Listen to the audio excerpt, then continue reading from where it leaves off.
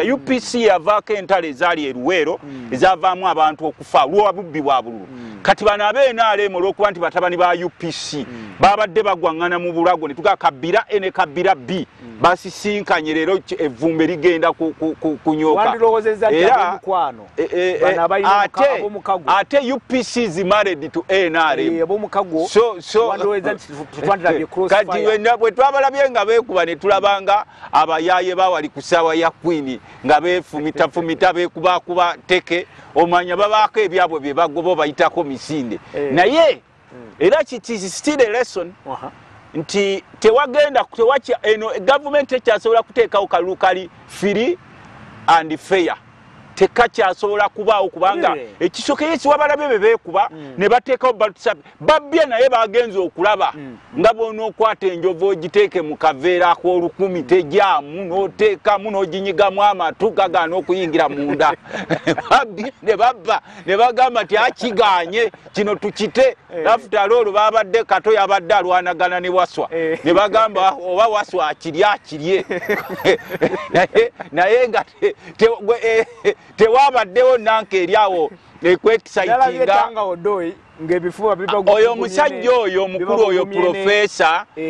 in fact is a curse to his party if I see such kind of educated people nga beeyisa mu neeyisa gye beeyisaamu as if Uganda is ending with them today I pity them njebwe fe ababadde babalaba twabadde tetwewuunya tetwabaddewo na kiryawo kitugira nnyo nkugambye Kato yabadde alwana ne Waswa nga bali oyamu waabwe gye balwana opposition mwabadde ne bakandidates ati nkugambye fe Kato bw'aba alwana ne Waswa Kigonga ayimirira eno neebuuza kiki ekiddako kubanga bonna tewabaddewo gwe tulyawo kugamba nti ono tumulumirirwa nnyo UPC yakola alliance ne NRM they are together in the same bed balina ne ba minister ba UPC bali eri munda bali ku mugaati kati minister wa UPC minister wa NRM yava mu UPC mukyala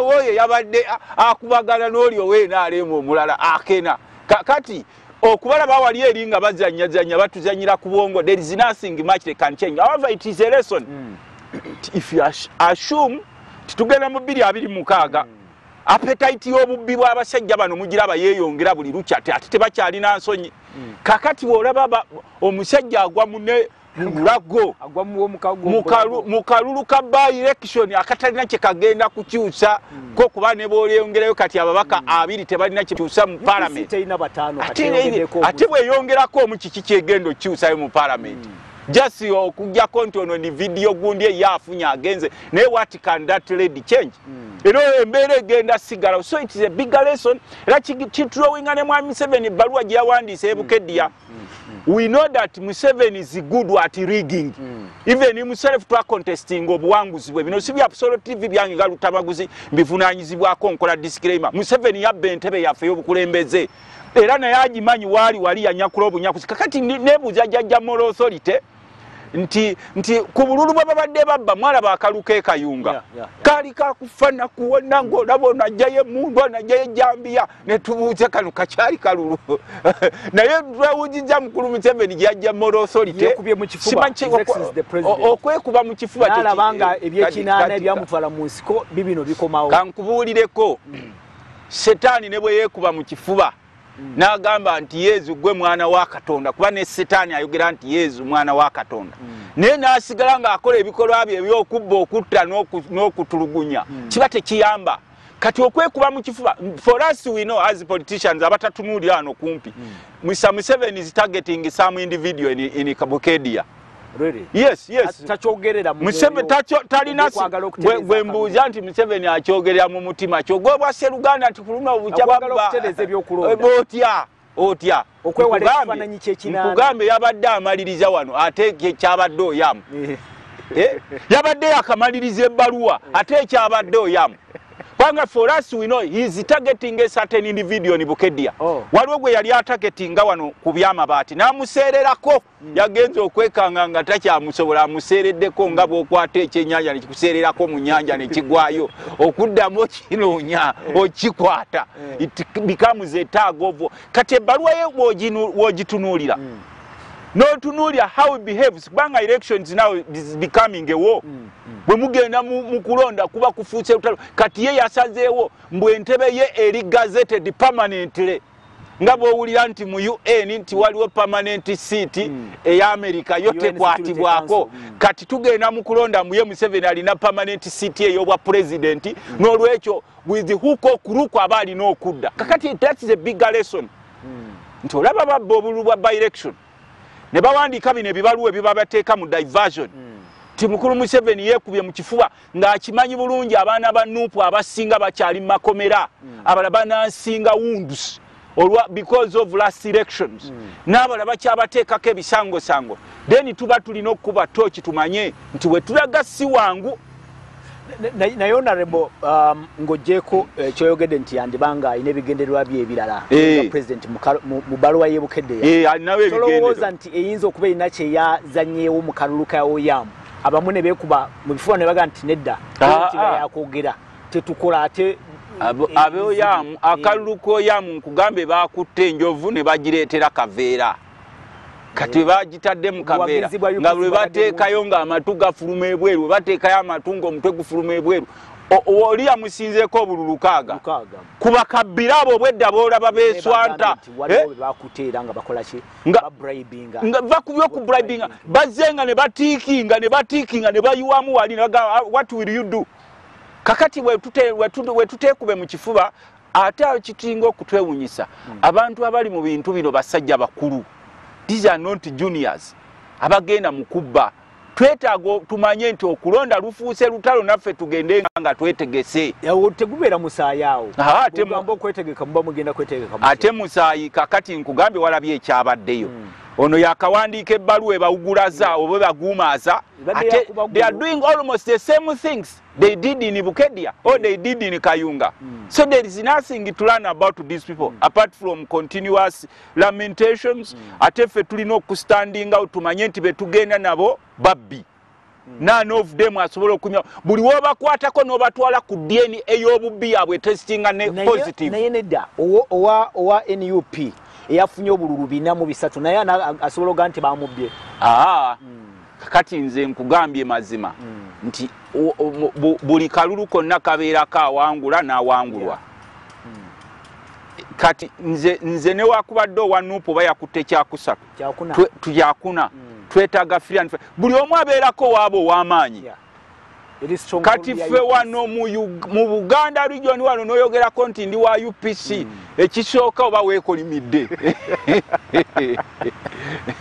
kakati bw'ogenda mu bitundu eyo oba Busoga n'ogera nti oli wa UPC balowooza n'omusaada aliko ekikyamu ng'ebyogererayo eyo nti oli wa UPC tyoze kwezimbawo era obeera ne kaleji y'amaanyi nnyo okulangira nti kati ne UPC naye eriko stronghold that is Zilango Obote gye yava gye bamuzaala gye balabanga background ya UPC we yatandikire ye wabeeranga abasajja abatasala nviiri ne ziba mpanvu nnyo mbu bafaanana enguli Obote ewabeeranga abasajja abayimbayimbanga ennyimba za UPC so ate nabo n'abeNRM babadde tebasobola kuteekawo stiff resistance oba okwongera okuba kubanga obululu olukaaga si bungi nnyo naye nabo babbye ne baba exhausted ne baga kakati tukole eki tukwate chairman w'akakiiko k'okulonda agenda okulangira gwe tuba tufulumya tuteekewo omulala ne baba exhausted ne bagamba after all Kato alwanagana ne Waswa tewaliiwo nnyo kyanjawulo nnyo kyabadde kisuubirwa kuba created era ensonga lwaki nti baakalese kati bo basobola okuteekera wano nti akalumu kalaba kati tutandise okuteekawo akalu akali free and fair kubanga mwawangudde simanyi Oyamu ne minisita abaddeyo ye yafa yali mubbi wa bululu ng'okulonda bwe kutuuka akole fujjo n'akole emmundu n'alangirira mbu kimanyi mbu okulabako wa Nuupu waliwo we yagiranga kimanyi mbu Nuupu kimanyi biki ng'okulabako ng'oli wa Nuupu ng'oveeyo n'akola yanga effujjo naye inshallah Allah namutwala misinde nnyo nga gye agende eyo Allah amusaasire gyali naye ate n'abantu baagala kulaga culture eno business ebe culture ezeewo nti omuntu bw'afa mutabani we alina omusikira oba muwala we osanga ku mulundi guno neetandikirawo yamu okugoba nti abantu bakooye okujogebwa nti buli anaafa nga wa famire ye alina okudda mu kifo kye osanga wazzeewo culture empya abantu gye baagala okukyusaamu ssebo.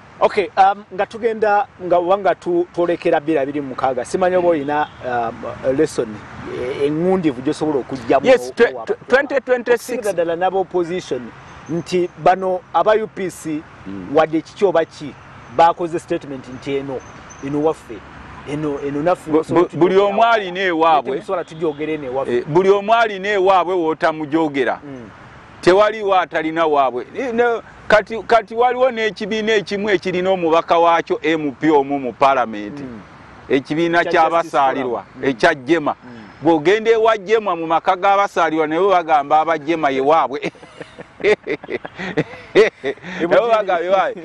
oba mu Honorable Panade eri eyiganga even some other people balina ewaabwe wootabajogera naye dise okulonda kwa 2026 kugenda kuba tekugenda kukyuka nnyo bagenda kujja kubba naye kye tusuubira abantu engeri gye bali ku kisenge Museveni bayinza omuwalula bino si bya Soloti TV byange ga Luttamaguzi engeri abantu gye bali ku kisenge Museveni basobola omuwalula kisenge otegeeza ki ebyenfuna okuba ebyenfuna mu byobufuzi okubiteekangawo kati luli abantu babaddenga n'essuubi nti osanga ku mulundi gwe naye kuba mu kifuba naye kati mwami Museveni agamba mbu ye talina gy'alaga is to be there at whatever cost. Then next omuntu yafulumiza mu week eno honorable yagambye nti nebyofuzi talina kyabyetaaza yakola dda ali bulungi oba talina kati wuliriza ssebo bw'osanga omusajja ku myaka egyo ekinaana ng'akyayogera emboozi ezo obyobufuzi tolina kyobyetaaza wakiwanyakula akalulu kakyagulanyi. We never voted you know how we were in power Mr. Museveni. No Uganda okay waliwo abamulonda but you didn't win. Kati wogamba nti ebifuzi tolina bwetaaga lwaki togenda wammwe wabijja wakola biki kubanga njagala kuga oba olina ebibyo wakola dda lwaki abaana ba Nuupu babawamba enkya n'eggulo kakati omukulu oyo zemboozi ezimu zabadde abateekamu ng'awadde resources mutabani we atambule eggwanga era mutabani we mulaba agenda atambule which is not bad negwe bwoba ng'owadde mutabani we resources atambule ngolooza Uganda is a fool you are going to create a monarchy here. Baffe twabagamba netegereza gwe oli wa Soloti TV bajje ewammwe eyo ne basabirayo ne bafuula abaliko omwoyo omutukuvu naye ng'eno baleka banyiga abantu exactly ne Yesu agamba mujje nga we muli kuba teri kyaki esobola kugoba muntu ne bw'otemako omuntu omutwe n'ogenda mu kyaki yo kyaki ekugamba jangu ffe tukuli oyo omwoyo naye ko kugenda nga mu kyaki noga naye ng'eno mulekere munyiza abantu baffe n'ebbali eno nga bakaaba nga banyiga emitima abantu bemujjuza amakomera ne mwefuula abatuukirivu kibo kino nkyogera it is very open kubanga bw'osalawo okulokoka lokokera ddala mu bikolwa mu neeyisa ne mu ndowooza. Naye honorable bwagamba president bavayo naga nti ebyobufuzi sikyalina kyebyetaaza nkoze famire yange eri bulungi tekituwa kifaananyi birabiri mukaga talina oyo musajja mugezi nnyo ffe tubeera mu kyalo tutega enkofu weekulaba otambula ezibiri zaako eriiso n'olowooza tekulaba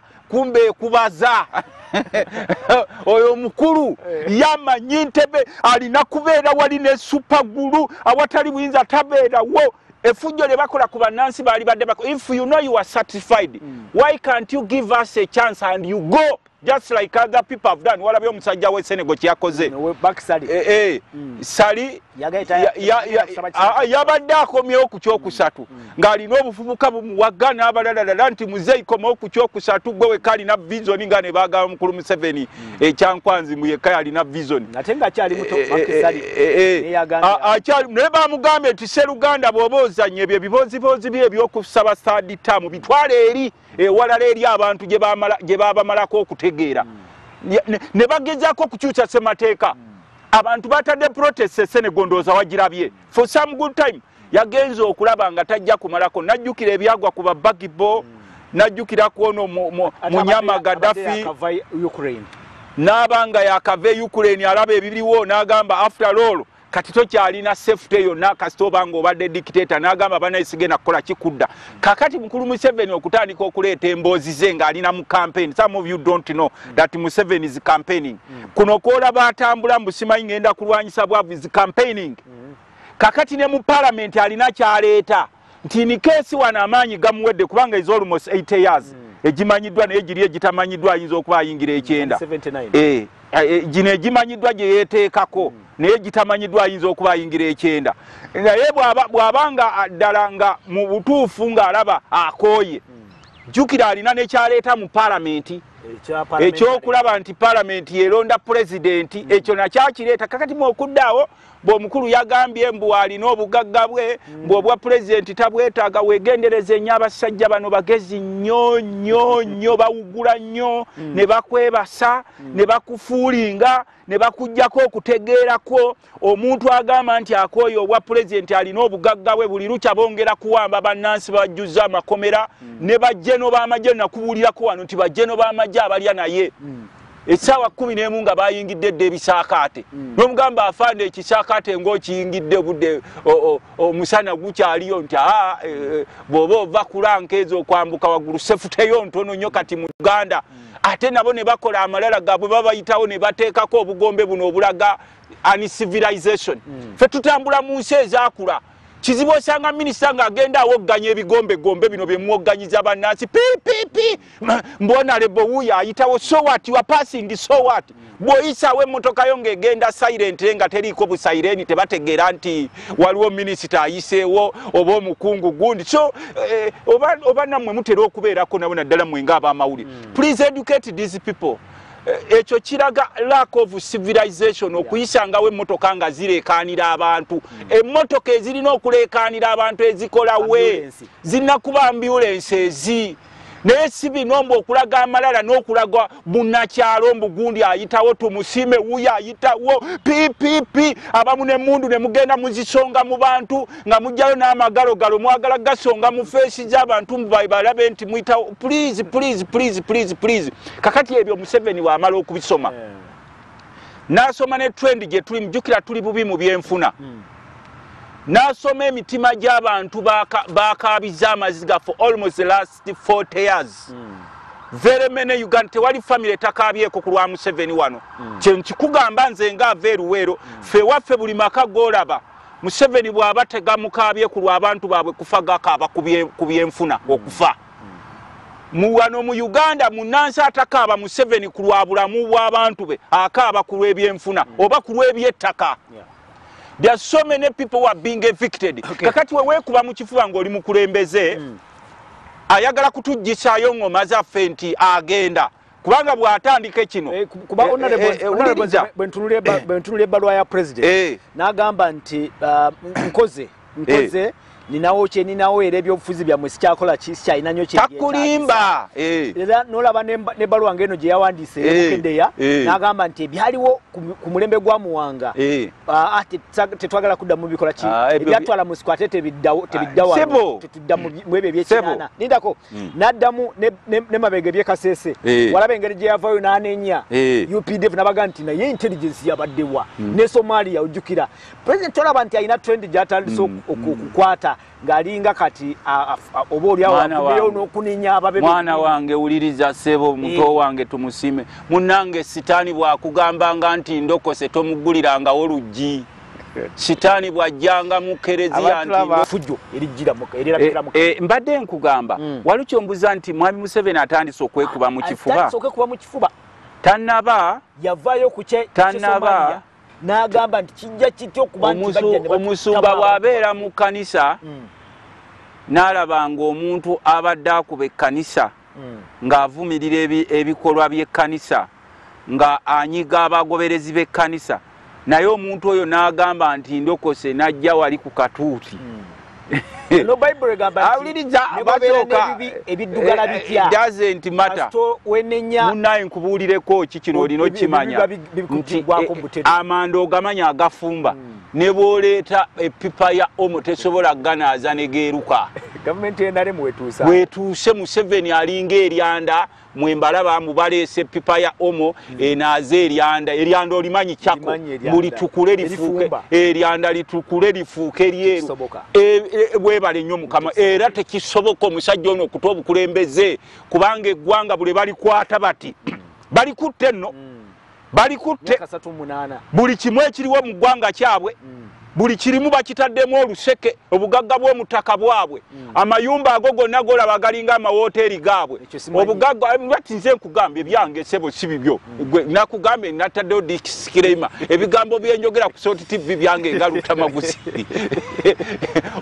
ettaka lyonna eryali erya gavumenti lyabwe essente zonna eziri mu gavumenti zaabwe buli mulimu gwonna be basalawo oba onoogufuna oba toogufune be basalawo oba onooba mulamu oba toobe mulamu era baba ne lisiti zaabwe nti ono alina okufa ono alina okubeerawo nga mulamu be basalawo oba onoobeera ne bizinensi mu kibuga oba toobe nayo ebyalo byonna babitutte ettaka lyonna lyabwe nalabye wali Entebbe ebibira by'Entebbe byonna babigabanye byonna omukulu ono atwalayo abantu nalabye ne Justice Kanyeyamba ng'akaabira mu kawiru kyeya kubanga omubi sitaani yajja okubba okutta n'okuzikiriza naye mwe mulowooza nti sitaani alinga nkobe abo be sitaani bayibuli beeyogerako naye bwe nalabye Justice omulamba ng'ali mu kawiru balo mu kawiru kyeya former justice ali mu kawiru kyeya bamusindika ng'akulukusa amaziga a man who is 80 years a retired civil servant atabba ttaka lye wabula yalikolerera what about an ordinary man in Kaasa Ng'ombe kyenyamiza era n'olwekyo sebo nze bwe ndaba nga muli mu mboozi mbu Museveni atandise okwekuba mu kiva mwana wange tolootanga bano bwe batunuulira Uganda bagirabanga property yaabwe n'otuuka eyo mu byalo yonna be basalawo obugagga bw'eggwanga bwonna bazimba amayumba e Dubai bazimba amayumba e Sudan sente zonna bazifuluma amabanka gonna ge tulina wano gaabwe kati bakozesa ne Asians okubanga be babaddukanyiza amakampuni gaabwe bano abayindi be mulaba wano be bagabira ettaka lya gavumenti ne bawa ne tax holiday naye nga tumusiima abeera eri eyisongolo eyisingiro oba ennyamuyanja oba ekaberebere n'ateekawo kadwaga shopu ke akatono akataweza na $5,000 ne bamuteekako omusolo gwa $2,000,000 nga they don't care bo kye baagala they are targeting their money kubanga bazifuna please tolowooza nga nti mwami Museveni akyasobola okubaako kyakolebwa era sebo Mukama ekyateekateeka ffe twakirayira kubanga mwabava eyisingiro muli mukwano gyabwe Museveni talowooza nga nti ffenna tuli mutulo twebase okulowooza nti mutabani we naye agenda kujja afuge nga bwe balowooza kuba basooka ne bakola mweno bino si byammwe bya Sot TV byange Luttamaguzi basooka ne bakola ekiwandiiko kyabwe kye baatuuma 50 ya master plan nti baali bazze okutufuga emyaka 5 kakati we bakizuula nga bannansi abasinga bali mutulo nga ne some prominent people dying mysteriously mark the word mysteriously abaali badde baba challenging kakati mukulu Museveni n'alowooza nti ffenna twebase nti ababavuganya balina kuba mu makomera kubaako n'ebisangosango oba kuttibwa ffe twavaawinga nga bannansi mwarayira abazaaliranwa the indigenous people your son will never be the president of Uganda as long as we are living ekyo kyo twakibagamba ekyo kyange si kyammwe kubanki manyi bajja ewammwe ne basaba ne bagamba nti mubasabireko basobole okuwangula abatulaba kyetaaga tubakole ki baseemu ekitiibwa Apollo bale kuweereza nze nalisi tumwekwase Kasambya Mubende okwegatta kw'ebibiina kukyali kutono lwaki nuupu ne FDC tebeegase basobole okulwanyisa Kato ne Waswa mu Oyamu kati okwegatta si kibi lwaki muleta kadeti okwegatta si kibi Northern Uganda eyo okwegatta si kibi okwegatta twegatta dda kubanga twegatta dda nga bannansi ebituluma bye bimu ebizibu ebiruma owe-NRM owa NUP no opposition ffenna bemu this is our country ebizibu ebiruma omulokole wa Sot TV Sot Media byebizibu ebiruma omukatuli kyali wane ebukoto byebizibu ebiruma omusiraamu wodi Kampala kati twawukanya kulaba approach era ffenna tusigala tuli bannayuganda anti wuliriza ssebo the problems affecting Ugandans are not partisan. Problems affecting Ugandans are for Uganda. We should solve them as Ugandans. Oba kuba wa UPC awangudde oyam oba wenale, that's not my problem. Kesi yange eri ku service delivery. Can we unite as Ugandans okulaba nti tufuna service delivery ezituma kubanga nze oba oli munyankole oba oli mukiga oba oli muganda oba oli mululi oba oli musoga oba oli mucholi, whatever tribe you are, we are all Ugandans. Nalisa agamba lwaki tetulaba Bobi Wine Kizabesije n'abalala bonna abagale wabewe nchuka nimwegatta nimujja bemugamba nti baba twegatta kakati abo bagala kugamba nti lwaki amadini g'abalokole tegegatta ne gagoba sitaani omulundi gumu uliriza ssebo ate lwaki ekiringa kitasoboka kyogezaako lwaki amadini g'abalokole tegegatta ati kyekugambye kyabuuza ekibuuzo ekyagamba nti lwaki amadini g'abalokole tegegatta ne gogeza eddoboozi limu goba sitaani kuba buli musumba abaako engeri ye gyagoba mu sitaani. Onagamba nti nze Shadow Jonas Ekakumiro nze ndi muzanyi w'omupiira naye tewali tiimu etekwasa lifuri nga bagiwangudde ye opposition ya Uganda. Kakati abo bebamu kubasinga okugoba kutaka ab'Ekakumiro naye okwekwasa kubeerawo kubanga erayo ensonga lwaki naffe tugamba nti akalu kalina kuba free and fair tetugambangako akalu kalina kuba free and excellent naye olaba ne fairness terabika terimu pulizi ow'Ekakumiro okyali mutulo ojja genda ozuukuka musajja gwoba mukyala gwe simwe abali eyo be bagobye ku ttaka eyo abasinga eyo Ekakumiro simwe musinga okukaba olinga ono ab'Ekiryandongo ab'Ekiryandongo nalabye bagenda kugoba emitwalo 3 13 baba evictins Ekiryandongo people kakati gwe mambi ow'Ekiryandongo oba ye gwe omu ku balombi abali mu gavumenti eno abakuba mu ngalo ebiseera by'obulombi biggwawo n'osigala nga gwe ng'oli wammwe kale onagamba nti ye Judah Tadeo ali Bushenyi. I love that honorable very talkative. Greetings to you, Bushenyi people. Humble. I am very humble, always humble. My mom taught me nti ensi buli byonna byolaba butalimu walabye ono omusajja wa Aponye you saw the way how we died. Tusasirako business community n'abantu beye Kabaale eyo bwe ngende Kabaale eyo mbanga ali ewaka eyo banjagala nnyo Kabaale naye we yafudde. That's a lesson bw'omulambo gwe bagutadde ku chorus the rich man, one of the rich people. So ebyensi bya butalimu mukwano, we are supposed to be very humble. Era ensonga lwaki tugamba mukulu Museveni, Mr. Museveni and your people, please be humble. Be humble to Ugandans. Toyanzege onagamba nti nze James Ewakiso agamba nti Soul TV I am okay, Soul TV I am Mpali James in Wakiso Stani talokoka ninga kuwagide sebo sitani nedda ne sitani kigambe kikozeseza agambe sitani talokoka ekyo ffe tukikozesako sitani kitegeeza omuntu omutima omukakanyavu sitani kitegeeza omuntu omutima omukakanyavu because those are the representatives of Satan. Onagamba president waffe is a hero, omuntu asobola okugaana ebisiyaga mu lwatu nga tatidde nimumuleke nammwe temusobola bwagamba kakati gwoba president omulaba ngali hiro lwa kugoba bisiyaga ebisiyaga byabeerawo dda n'okuva ku mulembe gwa Mukama waffe Yesu byaliwo ebiri kakati abaali babirwanyisa tubakole tutya tubagambe ba superheroes kubanga ffe tukugamba nti amateeka we gali obwa heroism bwa president obulaba kugoba bisiyaga gwolowooza nti tetulinawo birala bye tusobola kutuna beyond that. Eric ali mutungo obubaka bwo tubulabye naye ogamba mutungo wano agamba nti omusajja oyo mugambe naye akolagana ne government. Nze Sabit Eric agamba nti nkolagana ne government. Sabit Eric obakanze musoma kakati no ekyo si kibi. What is government? I'm part of government. Kati mukulu Sabit government kitegeeza eno central government ekolebwa amasiga 3. Yes.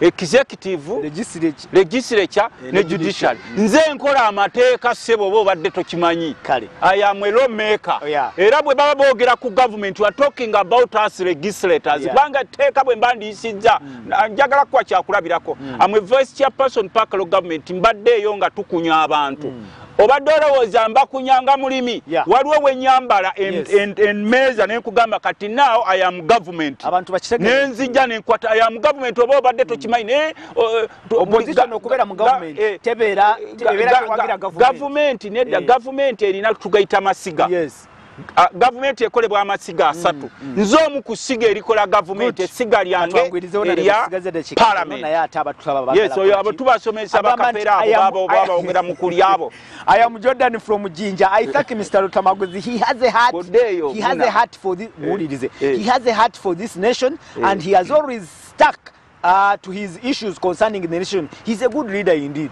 Yes, if you want me to be your president, I don't want to be president. I am a member of parliament. We should work together. Abantu abeidinda, abantu ab'omu Western Uganda, ab'omu Northern Uganda, ab'omu Buganda, all Ugandans we can work together and make this country a better place for everyone. Kiriza mbusomo bako obuliwo. Busome kuwo bwanukule mu kusibula. Agamba nze Titi Johnson ewanema kindye. Nsimye nnyo Mwami Luttamaguzi yebale buteri yantama mu bigambo bye. Tweyanze nnyo tweyanzege. Onagamba nti ekizibu kya Uganda si Museveni naye bakola nabo. Okay, tweyanzege.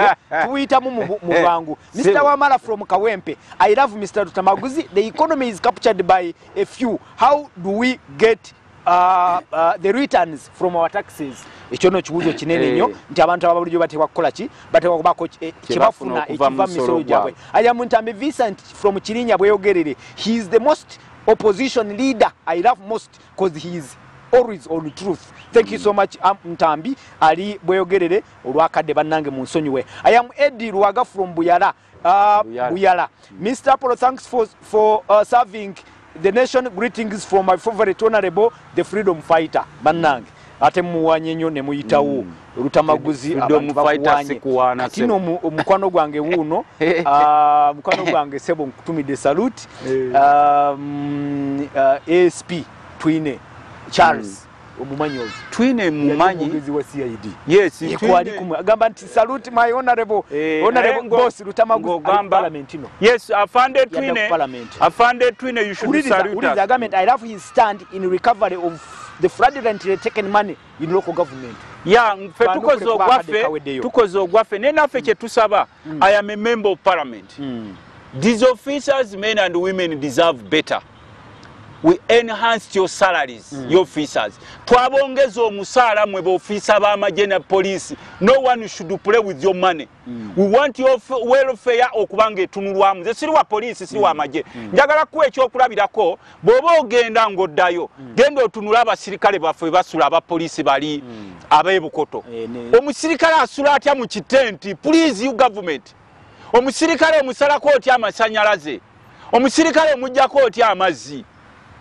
You officers, men and women in uniform, we salute you. You always be our patriot. Though mulimu bakawukuumi abatukuba emiggo abakola effujjo mu poliisi ne mu magye naye twagala kubalwanya. Mukulu Museveni lowooza ku musaala gw'abasirikale. Waliwo n'abaafiire Somalia. Atano mbana. Museveni wagamba atano mubana kubisaamu ng'emirundi 10. Ebyoyo omukulu oyo wagamba 54 multiply by 10 naye kyembadde nkugamba nti abasirikale baffe welfare yaabwe etunulwemu embeera mbi. Tugula nabo mu katale keekamu n'abasomesa we have enough money Mr. Tumusime. We have enough money for the civil servant. Singa Mwami Museveni yali aze n'enkola ey'okukwata ababbi. Kubanga kakati banebwa tebasobola kweyagala nga sente muzitadde mu mmwe bantu balubatu. Sente zijjudde mayumba gamwe, sente zijjudde ku akaunti zammwe, buli kyabugagga kyonna mu ggwanga kyammwe tulaba kati ne mu makubo muzimbamu musente mulyo muziteeka. Tulabe buli kimu kyonna mukyeze kati nevvu mu kyoto kyaffe mwagala kulitwala. N'olwekyo ssebo mukama waffe mukulu Tumusime ssebo kino nkigamba. Buli w'obanga olina obugagga, think about the ordinary citizens of Uganda.